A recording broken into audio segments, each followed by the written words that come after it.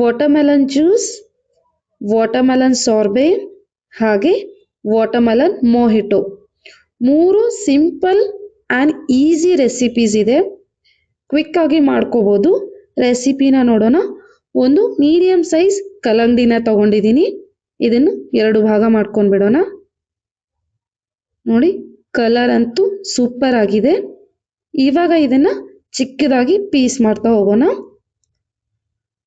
ನಾನಿಲ್ಲಿ ಒಂದಿಷ್ಟು ಪೀಸಸ್ನ ತೆಗೆದು ಫ್ರೀಝರಲ್ಲಿ ಇಟ್ಟಿದ್ದೆ. ಈ ರೀತಿ ಚಿಕ್ಕದಾಗಿ ಪೀಸ್ ಮಾಡಿಕೊಂಡು ಫ್ರೀಝರ್ನಲ್ಲಿ ಇಟ್ಕೊಂಡಿದ್ದೆ. ಇದು ಕಂಪ್ಲೀಟ್ ಆಗಿ ಐಸ್ ಆಗಬೇಕು, ಆವಾಗಲೇ ಇದನ್ನ ಸಾರ್ಬೆ ಮಾಡಕ್ ಬರುತ್ತೆ.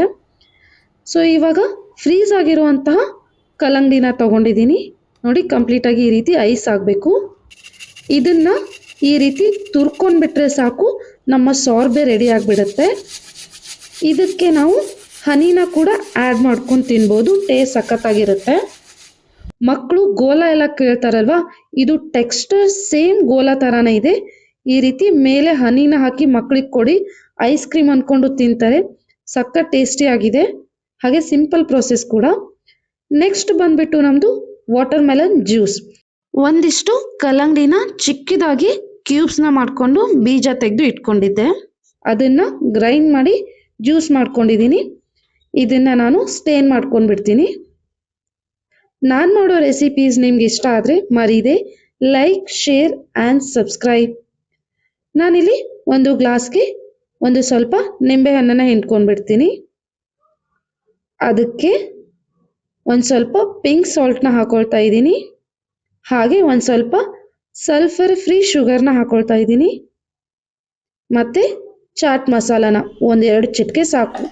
ಇವಾಗ ಫಿಲ್ಟರ್ ಮಾಡಿಟ್ಕೊಂಡಿರೋವಂಥ ಜ್ಯೂಸನ್ನು ಗ್ಲಾಸಿಗೆ ಹಾಕ್ಕೊಂಡ್ಬಿಟ್ರೆ ನಮ್ಮ watermelon juice ready to drink.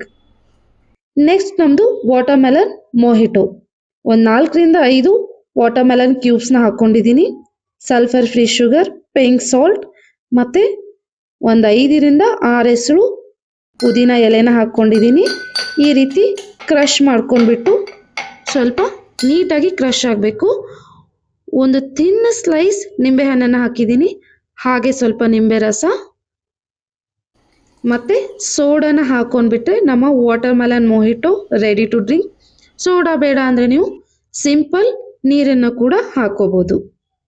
So watermelon juice, watermelon mojito and watermelon sorbet ಈ ಬೇಸಿಗೆಗೆ ರೆಡಿಯಾಗಿದೆ. Thank you.